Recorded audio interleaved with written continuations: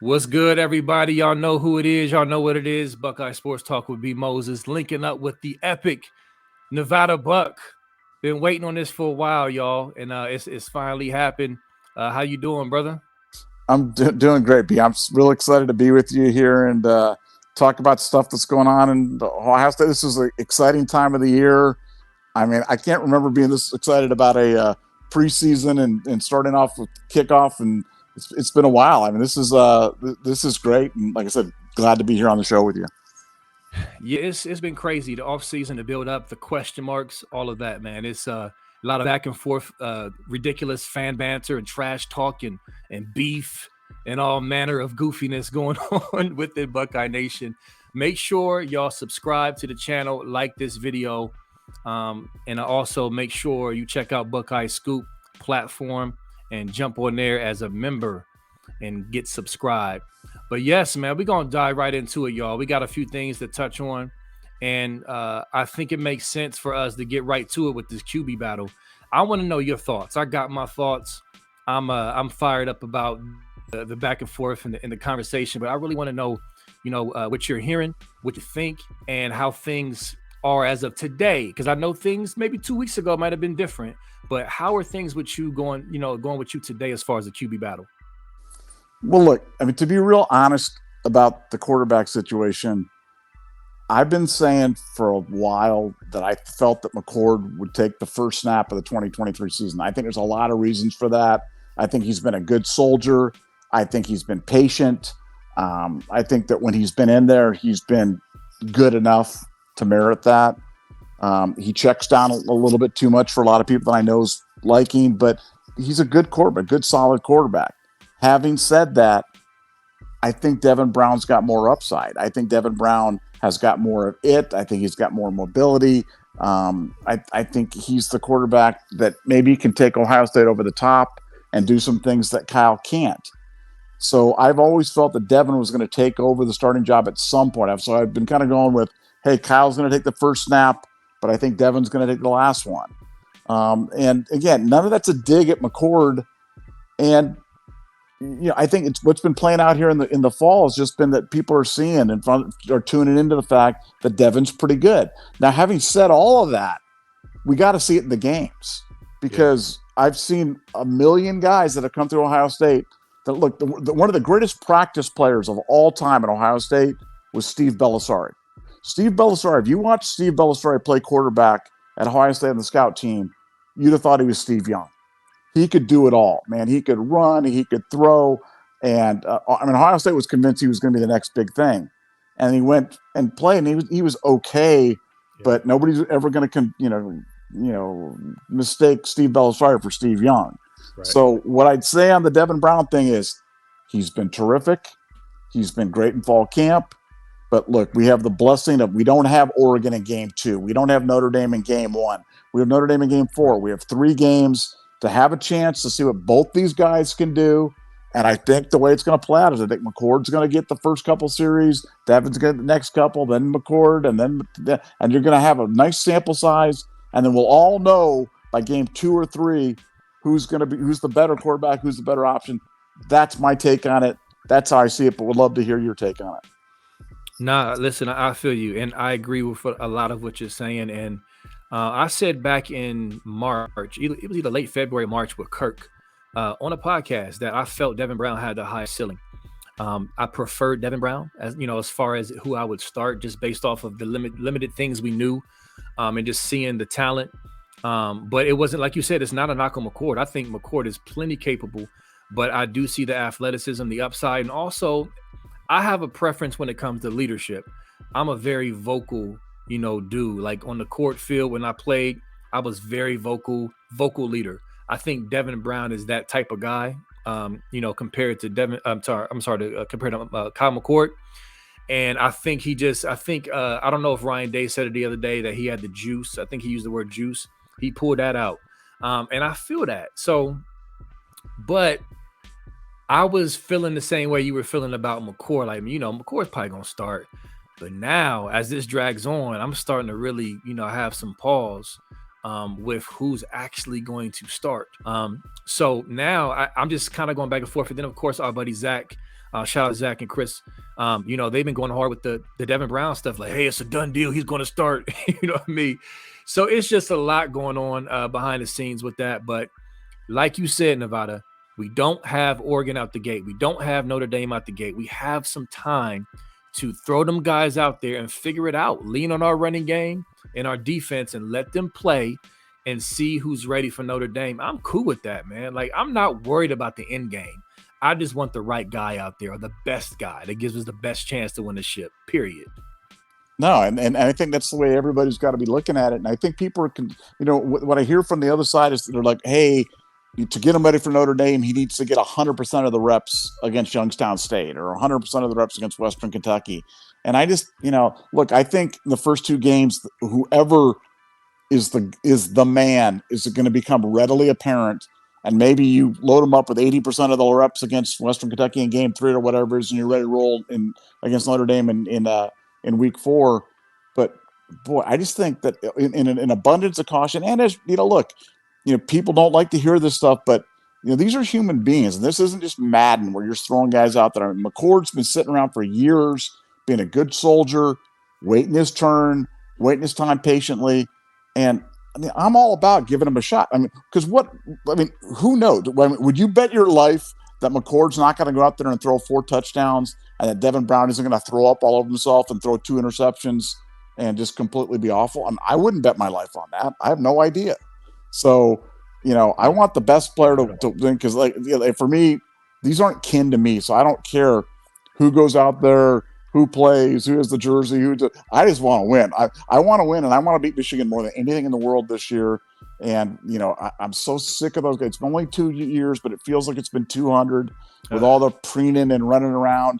And I just want to shut them up. And this is going to be a big challenge. It's a veteran Michigan team, really good Michigan team up in Ann Arbor, which has been a house of horrors for some really good Ohio State teams. So this is a big challenge, and we need the right quarterback, and whoever that is, I'm not.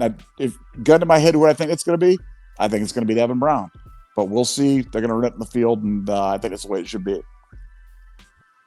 Man, and when you put it like that, when you just lay it out like that, Nevada, I just start picturing in my mind Devin Brown up in Ann Arbor in the big blouse, zone read, fake, or fake handoff and running around into the end zone and just yelling and you know what I mean? Like, I don't know. Like, listen, I'm not saying McCord don't got no juice. It just seems like Devin Brown has that extra little something in him to just be a dog and just get it done. And that's not a knock on McCord. That's just how it feels. But you're right. It's all about beating that team up north, period. Like, we got to get them dudes this year because, like you said, 2 wins in 2 decades. You would think this was the 90s again, the way they talking. Like, we just have no talent. And then speaking of scum fans and even just rival fans, their whole mantra is, you don't even have a quarterback to throw to Marvin Harrison Jr. You don't have a quarterback, or your quarterbacks suck. Like, they're already counting that game as a W in the books. They're talking just crazy trash. I'm just over it, man. I'm ready to get it going and get this product on the field, man. And so I feel you on that. And by the end of the season, man, is all that matters. Get these guys in there, let them battle it out, and let's see who rises to the top, period. Well, yeah, and it's like, I hate the fact that, I'm kind of switching topics and I'm not kind of switching topics, but it's almost like the Ohio State Michigan game has been diminished in some people's eyes. We have some threads and we talk about what's more important, winning the national championship or beating Michigan or whatever. And it's like, man, for me, beating Michigan is the national championship. You know what I'm saying? Like, yeah. I'm a child of the 80s and 90s, and I remember just getting our butts whipped every time that we played those guys, and it was just so disheartening. Great teams, bad teams, didn't matter. We'd find a way to lose, and it was so frustrating. And I think maybe the younger fans have just gotten spoiled because Tressel 10-1 and Meyer 7-0 just made people think that we can just roll out there and beat them anytime. And these last 2 wins have been excruciating. Like, last year's win when they beat us was one of the most inexplicable games that I've ever been part of. The year before, I felt like they just manhandled us. They averaged 9 yards a carry in the second half. They just completely, bullied us. But last year, and we play that game 100 times. We win 97 of them. But we found a way to lose one of the 3 ways, and we lost bad. Agreed. So, we can't get after them enough this year, and those guys can't lose enough. This thing about wanting Michigan to be good. I don't want Michigan to be good. I don't want Michigan to ever be good. I want Michigan to lose every game by 100 points. And people, you got to beat a good Michigan. Nope. I do not want to beat a good Michigan team. I want to beat a horrible Michigan team where their fans are just wailing and in despair, because that's the only thing that would please me. See, this is why you my guy, man. I've been getting after Buckeye fans for years that take that stance, and I've actually rubbed it in their face. Like, you see now, like, this is what you wanted? You know what I mean? I couldn't stand the oh man, we need them to win a few so it could be a rivalry again. No, we don't. We need to pound them into oblivion, period. I lived through the 90s. Like, I'm not an old man, but I'm not a spring chicken either. I lived through the 90s. I saw all of that. And so I'm not taking the game for granted. And yes, Nevada, I rewatched the game, the Scum game last year. I lost count. I got a whole phone full of notes, every snap, looking at defensive sets and offense and what we did and what we didn't do. And there's no reason. And y'all can call me a homer and say, oh, well, you just don't want to admit defeat. No, you can't convince me we shouldn't have won that game. Now, I'm not going to go into a whole long spiel of my reasoning and stuff like that. But the point is we blew that game. We gave it up. The actual final score should have probably been on the flip side if we handle business. But that's a whole nother podcast. So I'm with you on that, brother. Yeah, well, one of the persons who's on that other side of the I want Michigan to be good, Burt Carton. Do you think the rhymes with Burt Carton? Yeah, the 4-0 captain, tree in the grove, Burt Carton wants Michigan to be good. I don't know what's wrong with that guy, man. I'm just telling you. We gotta fight next time I see you. Well, when I see Kirk, when I go over his crib to watch a game, I'm gonna steal on him real quick, because that's craziness. I did not know that. So yeah, but listen, so let's go ahead and shift gears and talk about the O-line, because I know, maybe I say going into fall camp, that was the biggest boogeyman. That was the biggest hand wringer for fans, was our O-line's going to suck and we don't have an O-line. So as of today, what are you hearing? How are you feeling? And more specifically, where's your confidence level with Josh Fryer and no longer Jimmy Simmons on the left tackle? Well, here's where I'm at. This position may be different than some people or whatever it is, but I'm totally comfortable with Josh, on the right side. I'm kind of in Missouri on Jimmy Simmons on the left side right there. I got to see it. I know Ohio State's real high on him. I know he's had a solid fall camp. I know the defensive guys speak highly of him, but man, he scares me a little bit, and I really don't want to be scared. It's the only position on the O-line that I'm not completely locked in on, because, Matt Jones and Carson and Donnie and, like I said, Josh, I think Josh is a rock on the right side. I think he's totally uncomfortable on the left side, but on the right side, I mean, he's a man. Little worried about Jimmy on the left side. Want to be not worried. Just need to see a couple of games and see what he can do. Certainly athletic enough.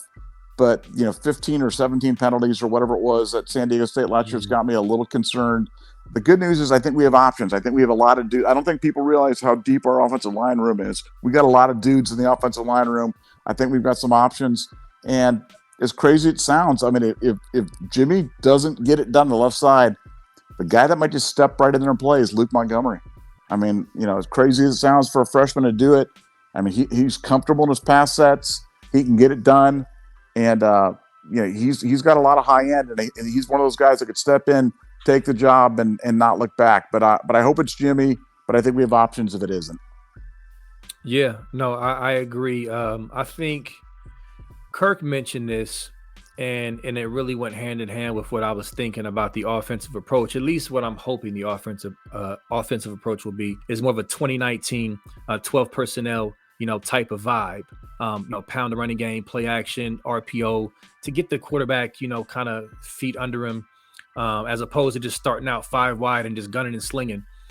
I'm not against it if they're capable, but with our deep running back room and our O-line needing to get their legs under them, I think run blocking out the gate and putting the hat on the hat and, and grinding that D-line, I think will help get their confidence going.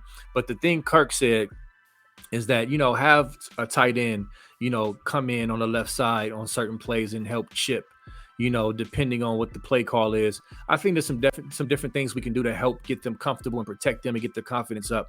But yeah, it's definitely going to be interesting to see how they fare. Because I forget who I heard say it, but they said this ain't the Mountain West or whatever San Diego State is in, like on the road at Indiana. I'm not saying that's Death Valley, but it's still another level up from where he was from. So yeah, I'm definitely curious to see how he fares, but I do think Josh Fryer, he did very well last year when he started and he played. I didn't see any deficiencies. I didn't see any issues with him. So I definitely look for him to have a good start to the season.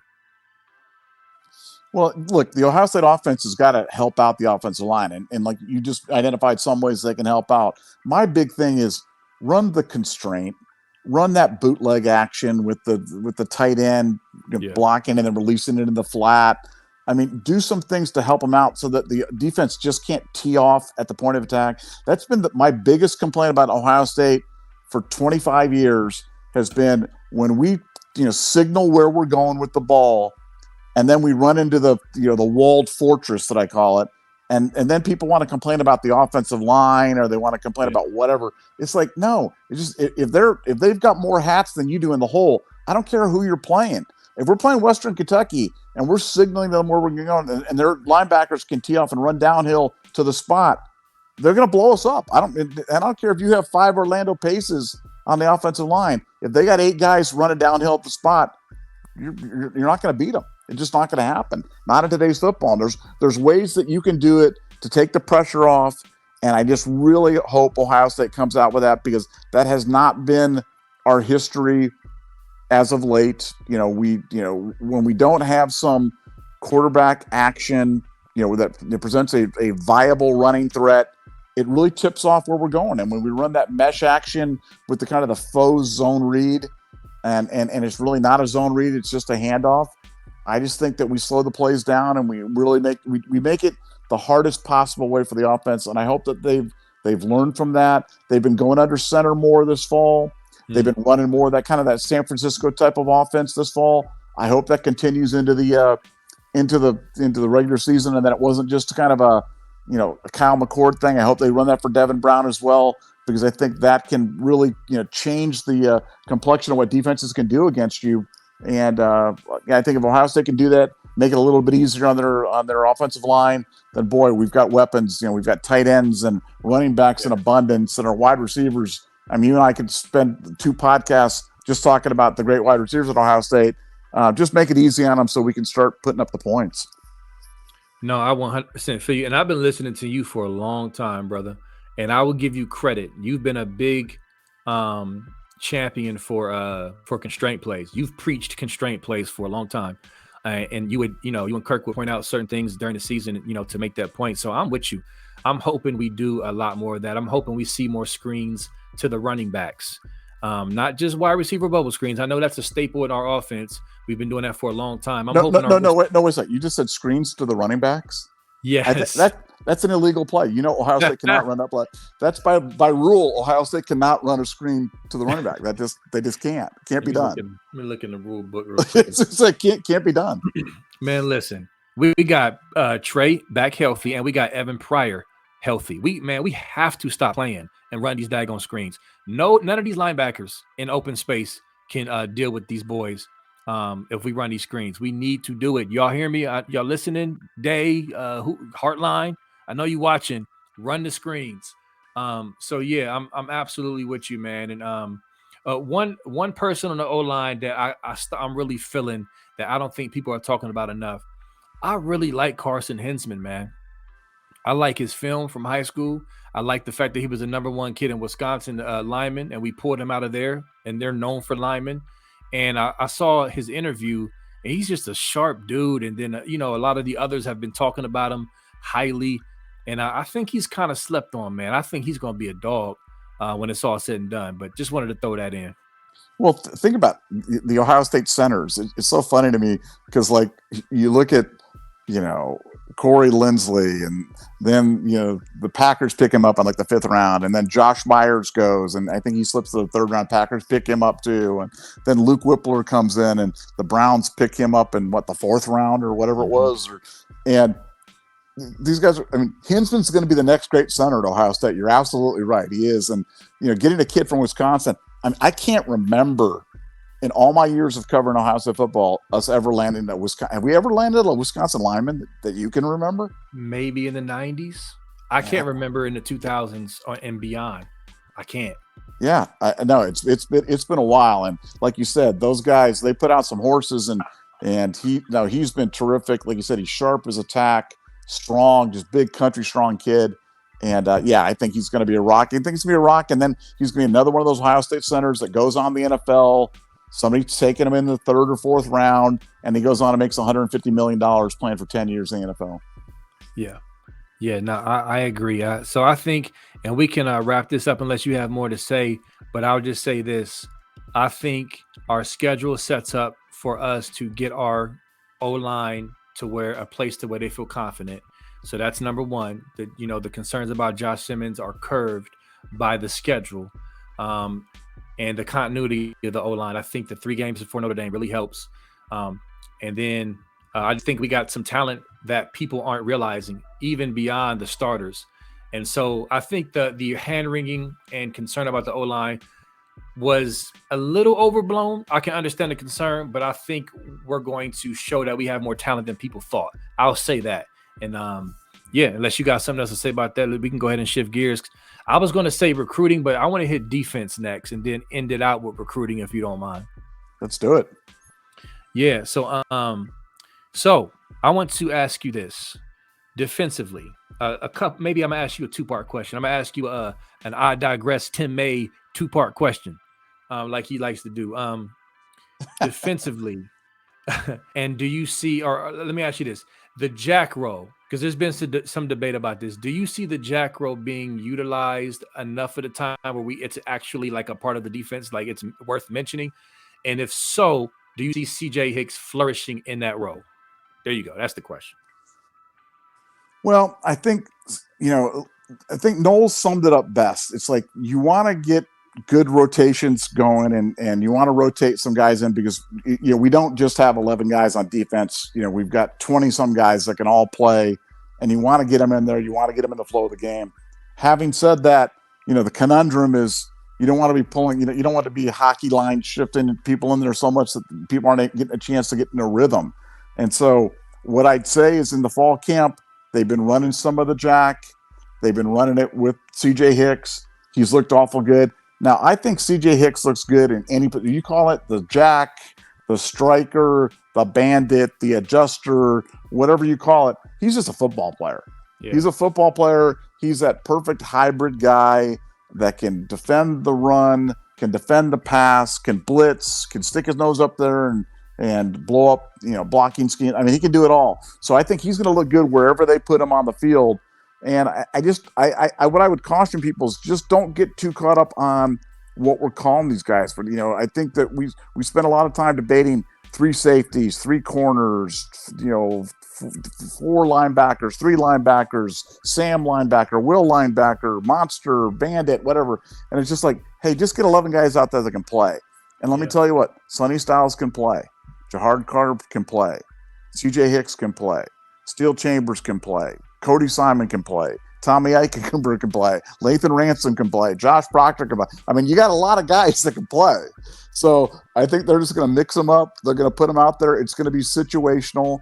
I think, when maybe sometimes you're going to drop that third defensive lineman and instead of that traditional 4 defensive line set, and maybe you bring a guy off the edge. Maybe you bring a C.J. Hicks off the edge, or maybe a Sonny Styles off the edge, kind of like the way the Denver Broncos are using Baron Browning. Yeah. So I think that they're going to do some interesting things with that, and just you got to vary the looks, because when people say stuff like, "Oh, you should never play man-to-man defense with it," it's like that's just silly. You can't play the same defense every time, otherwise the offense adjusts and they abuse you. So like you've got to play some zone, you got to play some man, you got to blitz occasionally, you got to drop back, you got to drop. You got to rush 3 sometimes. You got to rush 8 sometimes. I mean, it's a game of mixing it up. So whenever I hear these blanket statements like, "Oh, you can never play man-to-man defense," come on. I mean, like this is you're playing against offenses in 2023, and Sure, you got to cut back on some of the big plays, and I think the way that they're going to do that is I think Knowles is going to play a little bit more zone this year. He's going to try to keep the plays in front of him, but it's a game of negative plays. I mean, the game anymore has come down to, can you make enough negative plays to force the other team to settle for field goals or punt occasionally? Because in the big games, the games are generally played in the 40s. The days of 17-10, 13-7, those days are over. And big play defense generally means you give up some big plays, on the defense as well. But I think what the problem was last year is we weren't getting the big plays. We had no interceptions from our cornerbacks, and yet we were giving up bombs. And those are the two things that are incompatible. I'm okay. I can live with giving up some big plays as long as you're making big plays, but you got to make big plays. And back to your original question, and C.J. Hicks is a big playmaker, so you got to find a place for him on the field. Long answer, but that's my answer. No, long but good answer, and thorough, and amen to all of that. I mean, what you said should be football 101, as far as you can't say we're not going to play man or whatever. Like, you shouldn't have to explain that to a person who loves football. But sadly, sounds like you've had to. Absolutely, you got to mix stuff up, and you have to know when to mix things up when you're struggling. If your defense is struggling, maybe you should not be in cover zero if you see them struggling with that, and go to zone and do some other things to mix it up and confuse the offense. Absolutely, man. And for Knowles, I do believe he's a smart guy. I believe he's been saying the right things as far as understanding some of the mistakes he made or some of the things he could have done better. Now, it wasn't all on him. There was some personnel that didn't do their job at times. You can't, if your safety's peeking in the backfield and lets a tight end behind him for a touchdown, I mean, that's tough. So with that said, as far as Hicks, I think I didn't get a chance to say this to Kirk because we just went on in the conversation last time we did the pod. But, he was basically saying he was done with the jack position. He wanted to shoot it into the moon, is what he said, because of the lack of production last year. And I get the frustration. But I also wanted to mention that in Knowles' defense, most of the production came from the jack role. And that jack position, the personnel, was more of a linebackery size type guy. Jack Sawyer was a bigger version of the jack that Knowles ever had, from what I understand. I believe Jeremy Cash even played that role at one point when he was at Duke. So the C.J. Hicks type of athlete and body type seems to fit that mold more so than a Jack Sawyer. So I do think there's more potential for production out of the jack role if we do decide to employ it. And then on the flip side, I'm super excited about Jack Sawyer being back in his natural position. I've heard the stuff, from yourself about Jack Sawyer, how he's been killing it in practices. And so I'm super excited because fans have kind of written him off as well. And I'm just like, that's not logical. He was out of position last year. He was experimenting. Now he's back home. And I look for him to have a big year with his hand in the dirt. Well, I mean, Jack, you got to remember, he played about maybe 50% of the snaps that some of the other starters did, and he led the team in sacks. Now, right. that wasn't great. That's being the tallest midget or whatever it is, but he was the leader on team in very, very limited time. And I agree with that. I think he's going to have a big year this year. I think he's going to remind people why he was, 5-star can't miss type of player. And no, I think you're exactly right on the Jeremy Cash example too with C.J. Hicks. And Jeremy Cash was uber productive at Duke for Jim Knowles, and he's a smaller type. He's not 265 pounds. It's more of a C.J. Hicks type of build. It's more of a Sonny Styles, or even a little bit smaller than that type of build. But no, I think that Knowles knows. Knowles knows what he does. What I like about Knowles is he's smart and he's accountable. What I can't stand is people that are always deflecting blame to other people or blaming it. I mean, Knowles is like, dude, I take it. It's on me. I got to be the one to fix it. I'm going to be the. And I like what I'm hearing from him, and I think the defense is going to have a big year. But we got to see it. Talk is cheap, but good news is in 9 days we're all going to get a chance to see it. I know it's only going to be Indiana, but look, Indiana on the road. That's a good test. I know we're 28-point favorites and stuff, but that's a good, nice enough test to at least find out a little bit more about what we have. No, I 1000% agree. I mean, I'm not going to, if we go out there and shut down Indiana and make them look goofy on offense, I'm not going to write that off as, it's just Indiana. No, there's levels to this, people. You can have you can jot down some notes and at least get a feel of what we have without going all the way completely on the deep end. I'm not going to just say, "Oh, we're ready to win the national championship now, and our defense is going to be number one."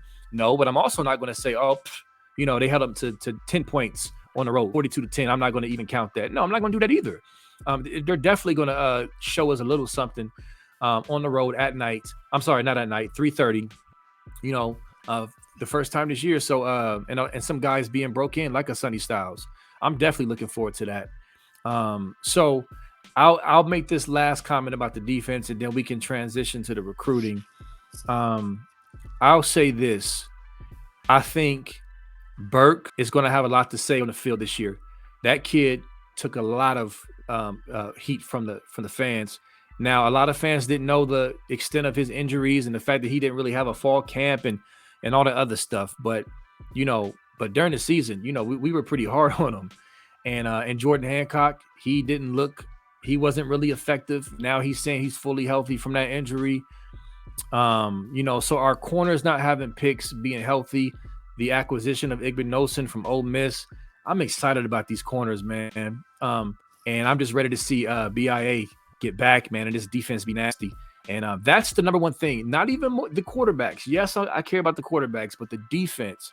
That I hope we defer and go on defense first. I want to see this D first at Indiana, but that's just me.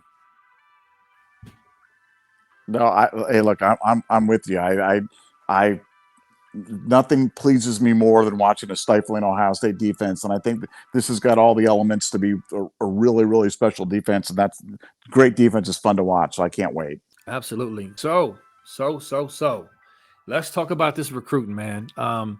We've Scoop, we've already covered Edric Houston, a few days ago, obviously, and talked about that in length, but I'm still excited about that. We got 2 5-star D linemen. No, hold on. You cannot be excited about Edric Houston because that was over 48 hours ago, and we cannot continue to be happy about 5-star players, no matter how good they are. We got to move on to the next one. We're always talking about, we're looking for the next one, man. So no, none of this. I don't want to hear any of your excitement about Edric Houston, man. Let's move on. That's old news, man. Let's move on. I accept your rebuke. How can I forget? And not only that, we have to look forward to the next miss so we can complain and moan about it. And the threads be 3 times long as the actual acquisition of the 5-star. You know how the game, you a vet in this. You know how the game goes. It's ridiculous. But I want to know, I have a question for you about recruiting in general, but I also want to know who you think is the top few next guys that we should be looking for. But my question is, as of now, how things have kind of transpired with the recruiting this year so far, what's your overall thoughts on how Ohio State's handling this new recruiting world and NIL, and should the fans be as upset as they are with the misses from Dylan Stewart and Lightfoot in the 11th hour getting outbid? Like, what's your thoughts on that? Do you think the backlash from the fans is justified, or do you think we should maybe chill and consider how good we're still doing despite all of that? Well, look, I give you my honest, unvarnished opinion on this stuff. Mm-hmm. And you got to understand how it works, okay? Whenever a kid goes somewhere else, when the word comes out from Ohio State, immediately they say, oh, the kid got bought, you can't compete with cash money, or whatever. There's always a narrative that kind of comes out. And in the NIL, that's been going on for years. That's long before NIL. That's always been kind of the story. But realize with NIL, this really happens now. And so I want to talk about just 3 guys really quickly, and I'll just give you my honest opinion, okay? You talk about Kingston, first of all, who is favoring Ohio State, getting ready to commit to Ohio State, goes away to a church camp. Somebody convinces them that a Bible verse is telling him to go to Notre Dame, so he goes to Notre Dame. What are you going to do about that? There's sometimes you just got to go, okay, you can't compete with Hebrews 3:16 or whatever it was. And so we're off that one. Let's go on to the next one. And then you go to Lightfoot. Miami threw the bag at Lightfoot. It was a few days after we landed Scott. They loaded up the some of that funny money that they're getting down there from Ruiz. I think that one's still in play. I think that one's potentially going to blow up. So keep an eye on Lightfoot. But we lost Lightfoot there. And the third one's Dylan Stewart. Dylan Stewart's offered by every big school, and he goes to South Carolina. Like, when you see that, the good news for me is we're never going to hear from Dylan Stewart again because we're never going to play South Carolina.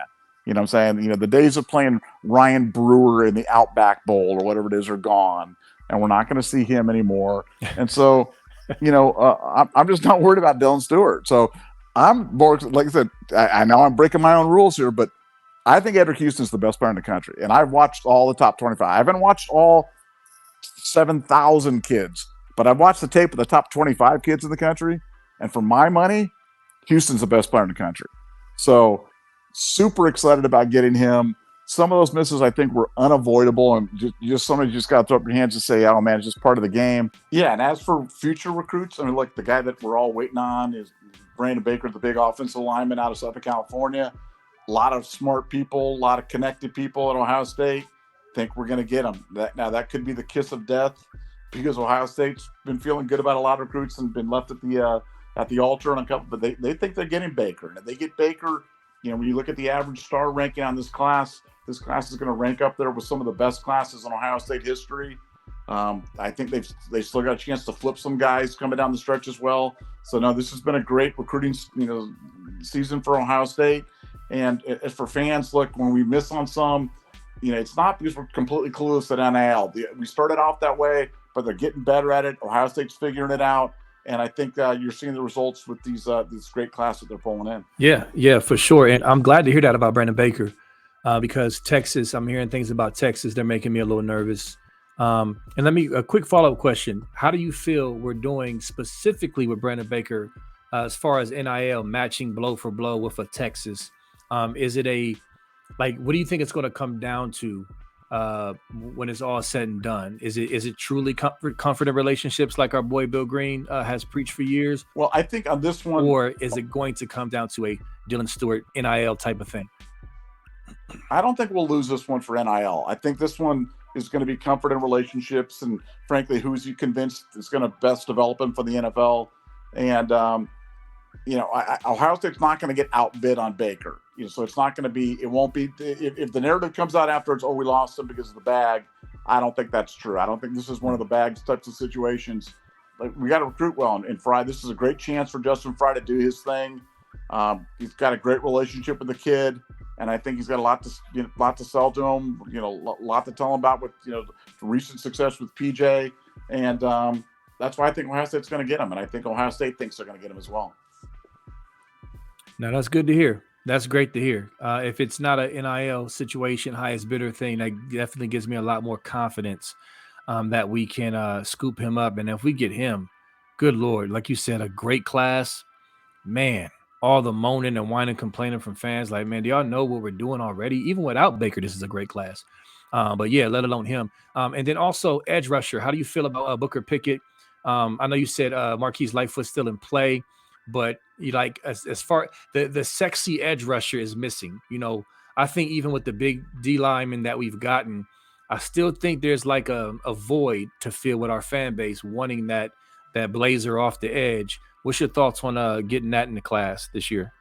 Well, it'd be a great get. It's going to be a tough pull, but look, anytime you've got Larry Johnson, anytime you've got a kid taking an official visit in October, you've got a puncher's chance, and Pickett certainly fills that role. Now, again, do I think Houston can be that guy? Absolutely. I think Houston is that guy, but you can never have enough of those guys, and getting a guy like Pickett would take a already great class into the stratosphere. And Ohio State, hey, you got a chip at a chair and a chance if you get him on campus, and he's going to be on campus here shortly.